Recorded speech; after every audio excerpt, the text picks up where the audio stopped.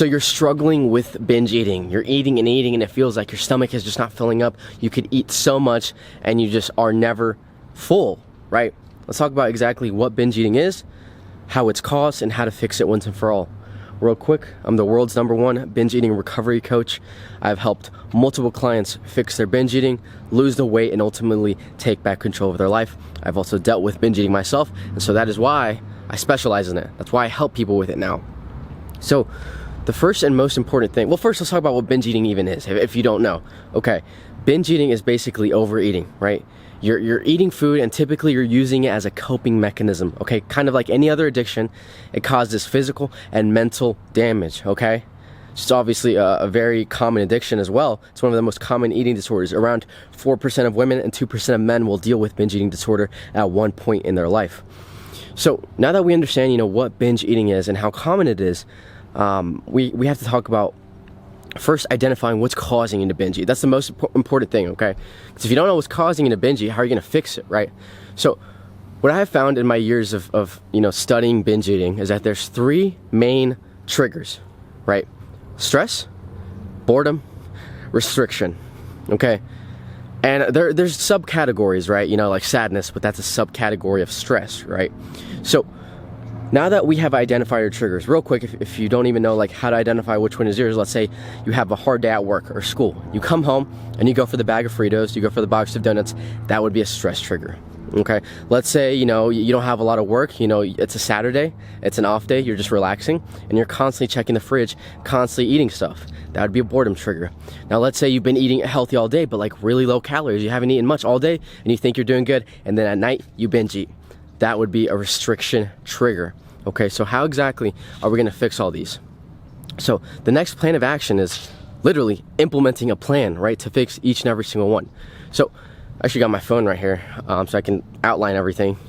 So the first one, if it's due to stress, basically what that means is you need to deal with your stress in healthier ways, right? You need healthier coping mechanisms, right? Easier said than done, but some things that you could do, maybe go out with your friends, right? Maybe go out, take a walk, maybe do a sport, pick up a hobby, maybe painting, drawing. Maybe take your mind off it by watching a movie, right? Watching a podcast, right? Any way that you can cope with your stress in a healthier way. Maybe talk to some friends, maybe talk to some family if you can, right? But basically, if your binge eating is due to stress, you want to look for healthier coping mechanisms, okay?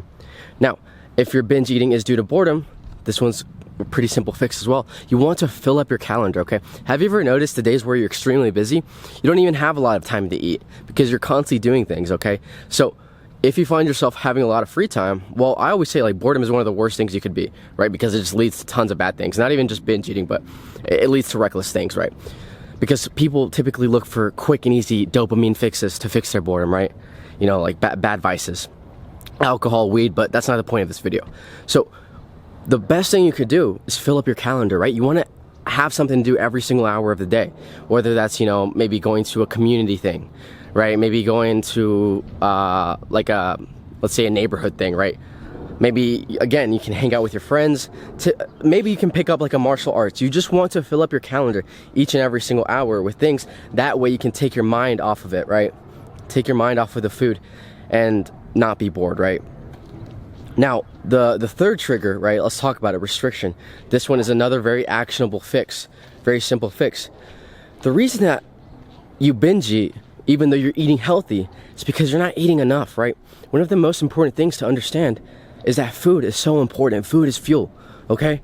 So you never want to limit food, okay? It's literally one of the most important things in the world. So what you want to do instead of restricting yourself with calories, you want to space out all your meals, okay?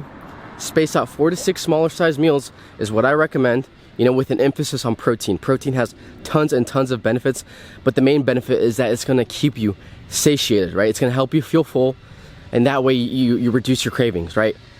Another thing that can really help is using what I like to call the substitution method, and it's what I use for all my clients, right? Basically, let's say you're having sweet cravings, right? Let's say you're craving soda. You can substitute it with diet soda. Let's say you're craving Ben & Jerry's ice cream, which is like 1,300 calories. You can substitute it with lower calorie ice cream. Sorry, they're like doing work over there, but you can substitute it with lower calorie ice cream. Maybe Halo Top. maybe your favorite day, which only has 200 to 300 calories, right? So it's all about finding those healthier substitutions that will help you, still curb those cravings, but it will still help you with your fitness goals, right? With your health goals, okay? But most important thing is you never want to restrict yourself, okay? Because that's what keeps you in that vicious binge eating cycle. Now, one thing I really want to touch on that's extremely important is if you do end up binge eating, that is completely okay. That is fine, okay? Because what happens if you try to punish yourself? What happens if you tell yourself, oh, like I fucked up, like I'm gonna restrict my calories the next day, I'm gonna go run tons of miles, right? What you're teaching yourself, what you're doing is basically creating an unhealthy relationship with food, right? And this is what keeps you in that restrictive cycle. So instead of punishing yourself, realize that you made a mistake, but it's okay because every day is a fresh new start. Just get back to it the next day.